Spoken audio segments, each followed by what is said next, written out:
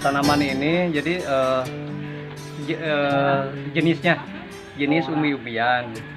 Artinya jenis umbi-umbian tanam seperti ini nantinya bisa dibikin buat bahan makanan, obat-obatan, sama industri ke depannya. Artinya kalau porang itu enggak sama sama tanaman-tanaman lain. Kalau porang itu tetap penanaman dia di awal musim hujan. Contohnya hujan di awal bulan 9, berarti porang itu harus ditanam. Kalau misalkan penanaman di bulan Januari atau Februari itu akan menimbulkan kegagalan.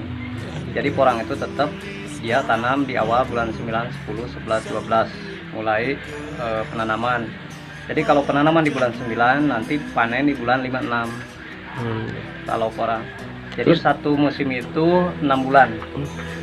6 sampai 7 bulan. Untuk porang bisa dari umbi, bisa dari katak juga atau bulbil atau buah. Bisa juga budidaya dari spora atau biji bunga. Jadi 3 jenis ini bisa untuk budidaya, bisa untuk ditanam. Kalau sekarang kan pemerintah sangat-sangat untuk menggemborkan untuk dibudidaya porang. Ya karena kebutuhan untuk diekspor keluar itu makin tahun makin meningkat. Artinya kebutuhan untuk ekspor sangat dibutuhkan sekali. Makanya Indonesia itu akan menjadi eksportir terbesar gitu. Artinya makanya Indonesia itu dari pihak pemerintah, dari pihak Kementerian Pertanian, pertahanan pangan juga dianjurkan bagi para petani untuk budidaya porang. Gitu. Itu tergantung isi per kilo. Kalau seumpama misalkan taruhlah dari biji katak, itu kan biji katak rata-rata itu paling gede di angka 50. Nah 50 ini kalau biasanya kalau katak itu berarti untuk 50 berarti sekitar buat 10 meter. 10 meter ya? Ya artinya berarti semeter itu isi ya enggak, kalau porang itu tetap dia itu 1 tahun cuma nunggu 1 musim.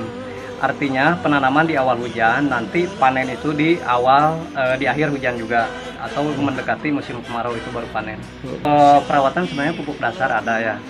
Kita gunakan misalkan dari kohe kambing ataupun kohe ayam atau sapi. Nah untuk selanjutnya diusahakan kalau porang itu jangan menggunakan pupuk kimia. Artinya ini kan untuk ekspor ke luar itu kayak Korea, Cina, Jepang itu kan negara-negara tersebut itu anti untuk kimia gitu. Jadi usahakan penanaman di pupuk organik atau kita usahakan potensi alam kita lah, artinya bisa memanfaatkan pupuk kandang yang ada di para petani. Ya kalau porang sebenarnya sih di suhu itu sebenarnya bisa aja misalkan di lahan terbuka otomatis kan gitu cuaca panas ya, terus misalkan di suhu ada naungan pun bisa numbuh walaupun misalkan ada perbedaan.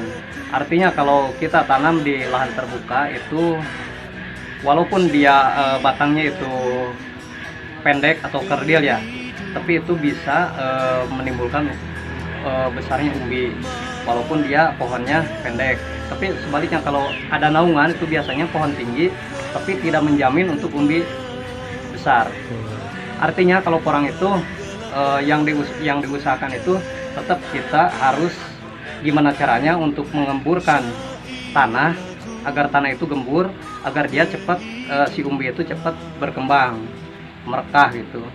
Itu intinya. Terus kalau mulai penanaman mungkin kita harus menggunakan semacam pupuk dasar tadi itu, pokoknya gitu yang udah fermentasi, itu insya Allah bagus.